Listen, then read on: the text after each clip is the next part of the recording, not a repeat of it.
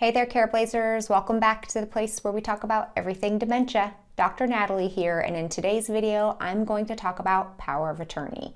It's a topic that comes up a lot when people talk about dementia, but there's a lot of confusion around it. So in today's video, I'm going to clear up just what is a power of attorney and whether or not you need one for your loved one. If you are new to Careblazers, welcome. We'd love to have you join the family. All you have to do is hit that red subscribe button on your screen. It is completely free and it will let you know whenever I post a new video. Also, if you have any questions about dementia, go ahead and leave them in the comments below and I will do my best to answer them in a future video.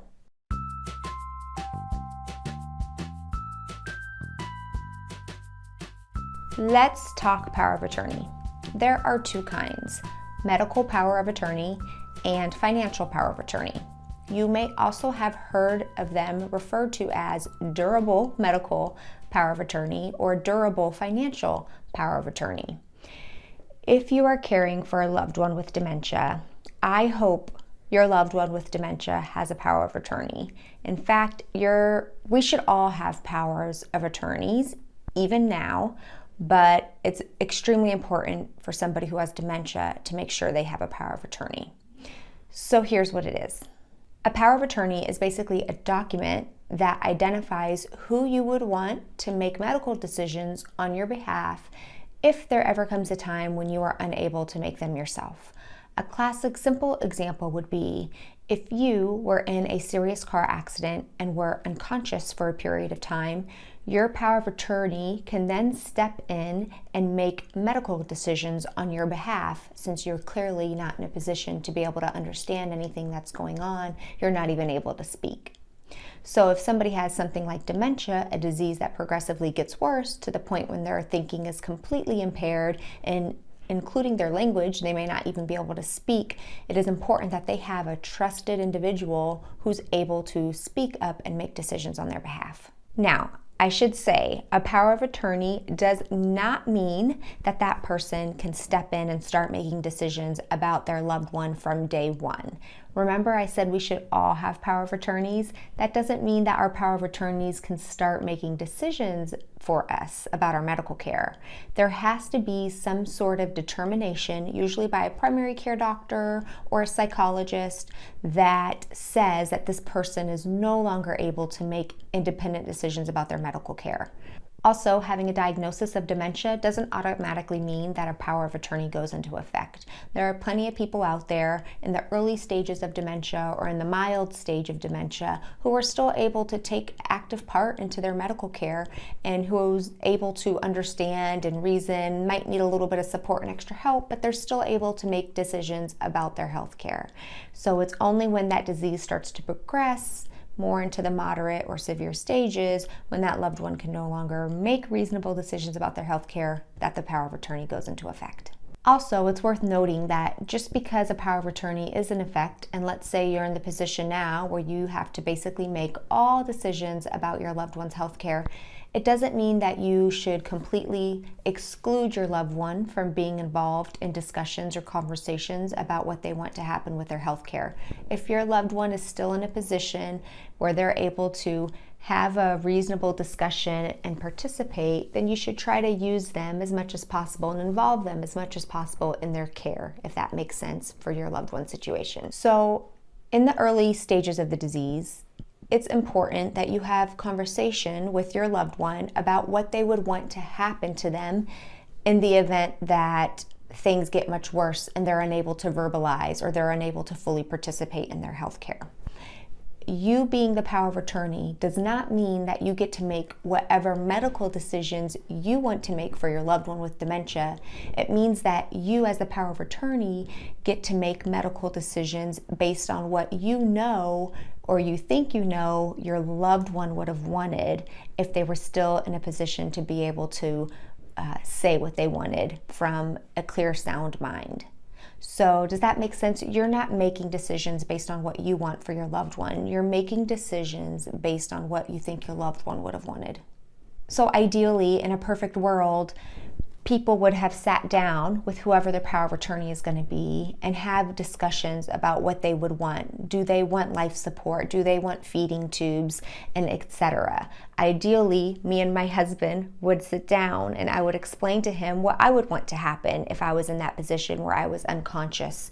So I realized that we don't live in an ideal world, and sometimes that's not possible. So then you just want to keep in mind, knowing what you know about your loved one, the things that were important to them, their values. You try to make a decision from that frame of mind.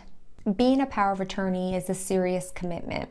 It means that you are making serious, sometimes life-threatening decisions about your loved one's health care at a time when they're not able to make it anymore, and at a time when they may absolutely disagree with what you're doing. So sometimes as dementia progresses and people start to lose their ability to reason and think clearly, they may want things to happen that are impossible, or that just can't be done, or that are completely unsafe for their health. So for example, your loved one with dementia may want to continue living home alone, but it's completely unsafe for them, their life is in jeopardy, and you're in the position of having to give them increased supervision or move them to a safer place. So you're doing something that in the moment your loved one with dementia doesn't agree with and doesn't want to happen, but you're doing it knowing that this is what they would have wanted to happen when they were of sound mind, or this is what needs to happen to try to keep them safe. So each state has their own medical power of attorney form. They're pretty easy, fairly simple to fill out.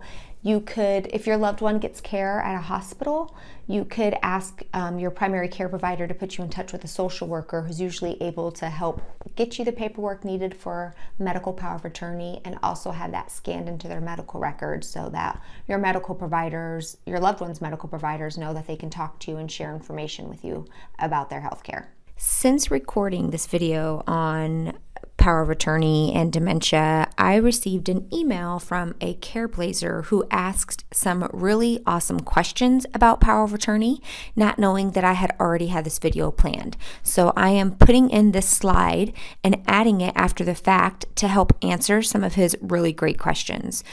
So he did ask, what is a durable power of attorney?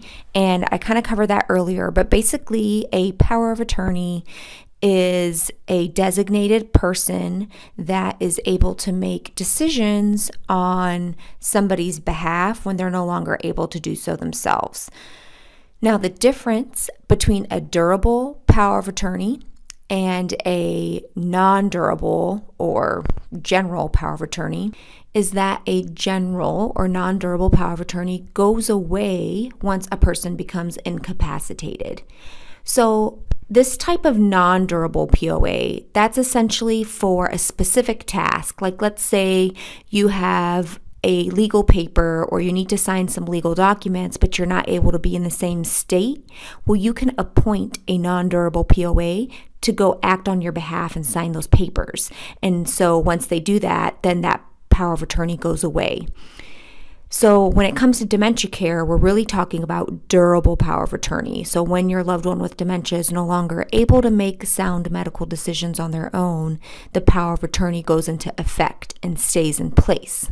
So also, as mentioned, there can be a medical power of attorney and a financial power of attorney. So medical power of attorney is strictly for medical healthcare decisions, and financial power of attorney is for financial matters. A medical power of attorney does not extend over into financial matters, and a financial power of attorney cannot extend over into medical matters. Now, that being said, there could be one person serving in both roles. So you could complete paperwork for a medical power of attorney and list the same person as you've listed in your financial power of attorney paperwork. Now, you can only have one main power of attorney for your medical power of attorney and one main power of attorney for your financial power of attorney.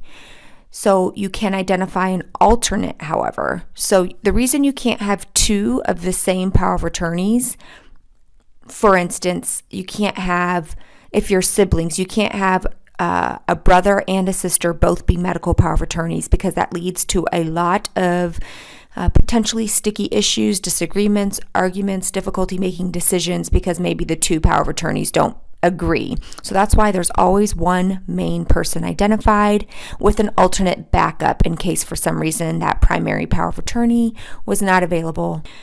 Also, as I already mentioned, but I want to highlight because of this Careblazer specific questions, being a power of attorney is a serious commitment. So you need to ask yourself if you're going to be able to carry out the best interests of your loved one if they get to the point where they're no longer able to do that themselves. It means that you're going to be responsible for making some pretty significant medical decisions or financial decisions, and you have to know that other family members may not agree with those decisions.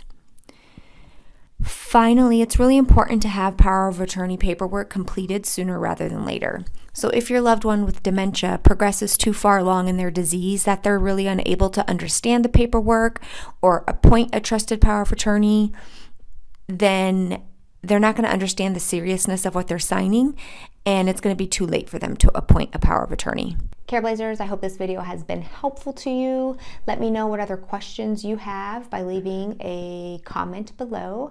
I hope that all of you guys have a wonderful week up ahead, and I will be back in about a week. Bye.